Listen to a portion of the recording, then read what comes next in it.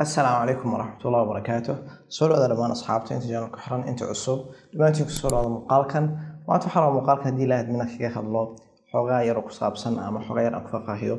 إن قفك وحسبره يمهم ده إلى ذهي حنكرو إن كوش يقدون هذه إلى هذمو فرصة قالة وأكوه لكرتو ديجري أما جامعة باتشلر أما إيفن ماستر وأما يسترن سفرية حرجوين إن الدعوتان سلما يسترن سورة هذا مقالكن دعوة شواء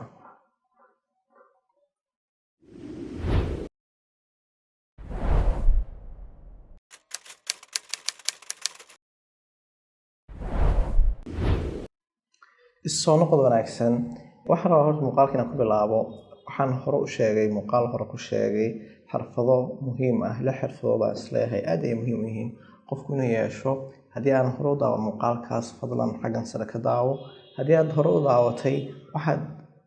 waxaad garanaysaa inaan ku sheegay oo xirfadda koobaad ee ugu muhiimsan aan ka dhigay xirfadda ah self directed learning oo ah qofku inuu isagu xisbiro ama af carabi waxa lagu yiraahdo atacallum adhaati التعلم الذاتي أو وحبرشة هذا ماشي أسعته وأقفل بينه أسوي حسبره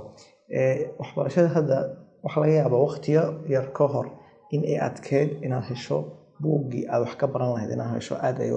أتكاد وواحد طبعا نعمل شرين وحال أتكاد هذا نقف أقومتي وحلا إن هالشو مكقار أقوم جار هذه عرفته ومجال هذا بنجوين أمودا كبا وسفر وباهنا علماء القار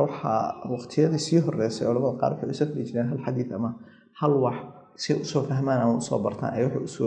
سفر جرين سفر دادير سو كل جرين ما أنت هوشة صورن وفضلاتي حاليا أبا قولي قاعد يقول جوجا just internet إنها هستون شرط وياهي إن أتكوه شو علمك هستا أتكوه شو سفرية أما ونفرية هين ولكن لعجر أو جبرنا كوه شو حرفها أو مهم سئنا كبرته dadka ugu khibrada badan ay ka barato adigoo bixinaya lacag yar ama lacag la'aan ku barato taas waxay keentay in dad badan ay si fudud ku heli karaan wixii laakiin haddana dad yar ay ka faa'iideystaan taasoo ay keentay caqabadaha ka hor istaagsan qofka caqabadahaas waxa waaye in qofku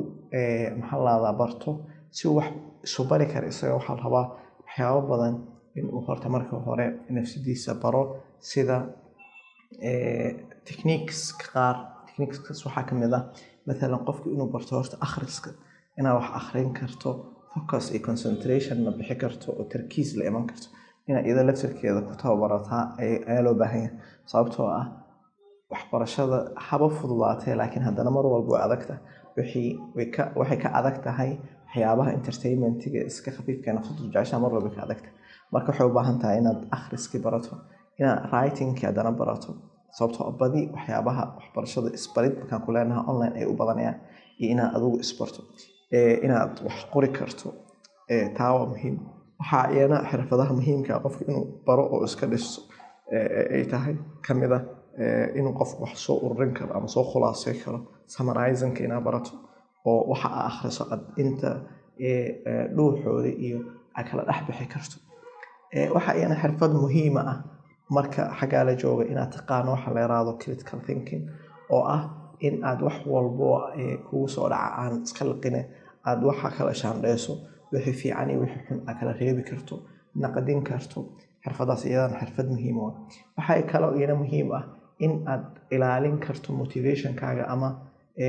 waxa la yiraahdo dhiirigelin inaad heli karto dhiirigelintaasoo noocyo badan leh haddii aad tahay dadka dhiirigelinta dibadda ah iyo dhiirigelinta gudaha ah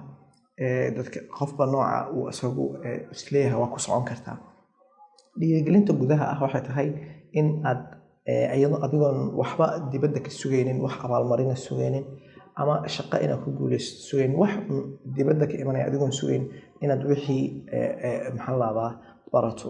oo waxaa u baranaysan ay tahay si nafsadaada u horumariso ama de inaad wixiiba ku raaxaysanayso halka dhiirigelinta dibadda ama waxa la yiraahdo extrinsic motivation uu yahay in aad dhiirigelin dibadeed aad waxan ku wado oo مثلا marka aabaha uu ka yiri hadii aad waxa samayso waxaan ku soo siinaya amaba lagu yiri qofka waxa ku baxa shaqo heblaaya iyo helaya taa waxay noqonaysaa extrinsic motivation. Marka waxaa fiican inaad ku dadaasho in motivationka uu yahay mid adiga gudaha ka imanaya. Waa qayb muhiimka ah inaad adigu wax isbari karto. waxaa kaloo qayb muhiimka ah oo ayna aad u muhiimsan marka aad wax isbarayso inaad barato xirfadan la time management ama idaaratul waqti oo waqtigaaga aad maamuli karto si qurux badan u maamuli karto oo waqtiyada aad kala siin karto waxbarashadaada noloshaada caadiga ah aad si fiican ugu qaybi karto inaad la macaamili karto pressure-ka iyo dakhliga ka imanaya maalan marka qaar in howlo badan isku yimaadaan adigoon midna aan ka tegaynin inaad wixii isku maareyn karto. xirfadahaas oo dhan waa xirfado loo baahan yahay si aad qof wax isbara u noqon karto. waxa aad ku baran kartaa dhammaan waxyaabaha aan soo sheegay inaad raadiso baadho wax ka akhriso hadday noqoto time management waxaa jira intaasoo dowrooyin badan oo lagu barta ayaa jira waqtiga iyo sida loo maareeya critical thinking waxyaabahaas oo dhan iyo mid walbo kamid ah waxaa ka helaysaa kursooyin inaad marka waxaa barato waxay kaa caawinaysaa in aad hadhow qof wax isbari kara oo keligii socon kara aad noqoto. intaa marka laga soo tago waxbarashada waxaan rabaa inaan idiin sheego fursad ardayda Soomaalida kusii haboon. waxaan email ka helay jaamacadaha online-ka kamid ah oo jaamacadaha Mareykanka kamid ah waxaa la yiraahdaa University of the People. jaamacadan waxa ay bixisaa intaasoo takhasus ay bixisaa oo ugu muhiimsan yihiin maxaa la yiraahdaa computer science, business administration iyo haddii la ku education iyo health science. inta maxaa la yiraahdaa takhasus dhammaantood waxaad ka qaadan kartaa batch way wada leeyihiin. waxaa jirta batch wax ka sokeeyo associate la yiraahdo associate degree ka heli kartaa. qaarkoodna waxaad laga yaabaa inaad ka hesho master ilaa heer master inaad ka hesho. emailka wuxuu leeyahay ardayda Soomaalida waxaa jirta scholarship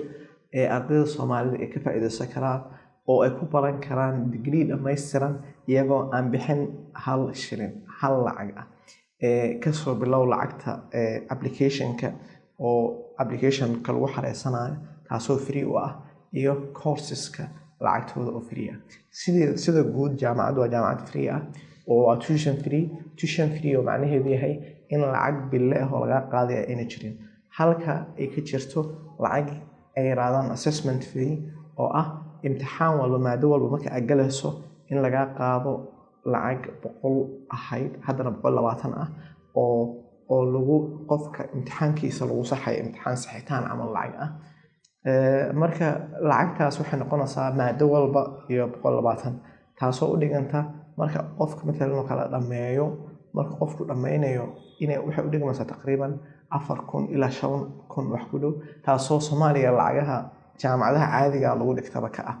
marka hadda fursadan jirta waxay tahay inaad si free ah ku leeyan karto jaamacadda 100% waa online waa jaamacad la ictiraafsan yahay shahaadadeeda meelo badan ay ictiraafsan yihiin haddii ay noqoto Mareykan haddii ay noqoto Canada haddii ay noqoto jaamacado fara badan ku geli karto. muhiimadana maba ahaba waxaan isleeyahay shahaadada muhiim ma aha qofka waxaa muhiim 90% in aqoontii wixii aad leedahay oo maanta degree inaad wadato macna ma sameynayso haddii aad wixii ku hoos dugnaa ama aqoontii la rabay qofka degree-ga haysta inuu yaqaano haddii aan garanayn. in badan waxbarashada kamid ah degree-ga kaliya kuma saabsana degree-ga waxa uu ku fiican yahay kaliya in uu ku siinayo wax la yiraahdo manhaj dhammaystiran oo aad mari karto oo aad wax walba basic-gooda ama asaasiyaadkooda aad ku fahmi karto halkaana intaa kadib aad kasii ambaqaadi karto. waxaan rajeynayaa inaad ka faa'iideysan doontaan fursadan gaar ahaan ardayda Soomaalida inta jecel inay bartaan ama degree helaan siiba intii aan jaamacad dhigan aad ay uga faa'iideysan karaan ama aan fursad u helin oo dawaamkooda iyo shaqadooda iyo waxyaabahaas ay u diidaneen. degree-gan waa baran kartaa shuruudda kaliya waa inaad secondary haysato waa inaad English-kana fahmi karto oo taqaano. haddii aad English-ka aqoon waxaad maraysaa koorso English ama preparation ah oo aan kamid ahayn jaamacadda degree-ga kamid ahayn taasoo haddii aad ku guuleysato hadhow jaamacadda sida ku gali karto. wixii macluumaad intaa dheer si gaar ah ay ugula soo hadli kartaan si aad u ogaato intaa wax dheer. waxaan rajeynayaa inaad ka faa'iideysan doontaan muuqaalkan iyo dhammaan macluumaadka ku jira intaa muuqaalkan lamid isku arki doona waxaan idin leeyahay assalaamu calaykum waraxmatullaahi wabarakaatuh.